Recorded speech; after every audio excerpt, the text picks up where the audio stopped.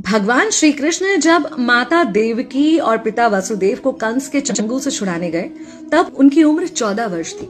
उनकी माता ने उनसे पूछा कि बेटा तुम तो भगवान हो, तो तुम हमें पहले ही कंस के चंगुल से छुड़ा सकते थे, इतनी देर क्यों कर दी? तो कृष्ण जी ने कहा, माता क्या पिछले जन्म में आपने मुझे 14 वर्ष का वनवास नहीं दिया था? माता हैरान रह गई, बोली ये क्या कह रहे हैं आप? तब कृष्ण जी ने बताया कि पिछले जन्म में मैं राम था और आप थी माता कैकेयी और आप ही ने मुझे 14 वर्ष का वनवास दिया था और कर्म फल से कोई नहीं बच सकता माता, इसलिए आपको 14 साल का ये दुख सहना पड़ा। तब आश्चर्यचकित होते हुए माता ने पूछा, तो फिर यशोदा पिछले जन्म में कौन थी? कृष्ण जी ने बताया, वो थी माता कौशल्या, जो 14 साल तक अपने पुत्र से अलग रही थी। उन्होंने उस दुख को सहा था, इसलिए इस जन्म में 14 साल मैं उनके पास रहा और मेरे साथ रहने का माता और पुत्र के प्रेम का सुख उन्हें मिला। कहने का मतलब यह है कि कर्म फल से ना उस युग में कोई बचा था, ना आज कोई बचेगा। खुद भगवान भी कर्म फल से नहीं